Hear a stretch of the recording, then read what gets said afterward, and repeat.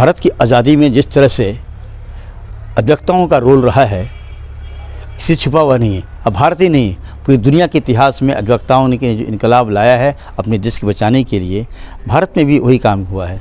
भारत में अक्सर बहुत दिनों आज़ादी के बाद से प्रोटेक्शन एक्ट में लोगों की मांग हो रही थी कि एडवोकेट प्रोटेक्शन एक्ट लाया जाए, लेकिन ना ला करके हमारी केंद्रीय सरकार ने एक नई नीति लाया करके जिसकी ज़रूरत नहीं थी। एक अधिवक्ता हैं जयनेश पंकज जी से मैं खुद जानना चाहता हूं कि इस प्रोटेक्शन एक्ट ना ला करके ये चेंज करने का जो एक्ट लाया गया है, संशोधन एक्ट लाया गया है, तो आप क्या समझते हैं?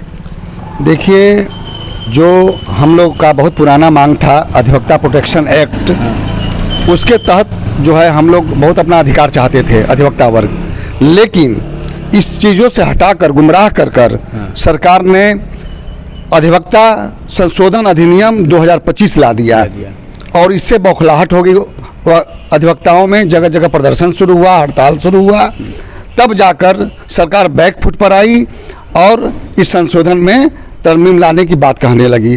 तो ये भी एक लालीपाप है केवल, क्योंकि हमारा प्रोटेक्शन एक्ट मांग रहा है कि उसमें प्रोटेक्शन एक्ट के तहत हमारी जो असुरक्षा की भावना है अधिवक्ताओं की, वो सुरक्षा में बदल जाए, हमसे लोग डरें।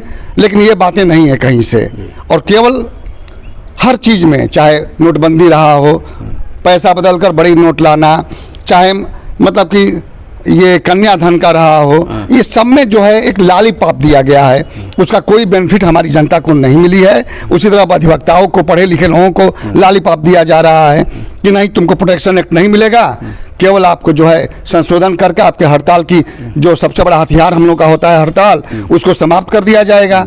अब हमको कोई गाली भी देकर जाएगा तो हम अपनी बात को नहीं कर सकते हैं, हम लड़ाई नहीं लड़ सकते हैं, हम सड़क पर नहीं उतर सकते हैं। तो ये चीज़ें जो है सरकार की गलत है और इसका हम विरोध करते हैं। और संशोधन कुछ दिन बाद भी आवे संशोधन होकर, तो हमारी हड़ताल की समस्या को समाप्त न किया जाए, क्योंकि ये हमारा सबसे बड़ा हथियार है।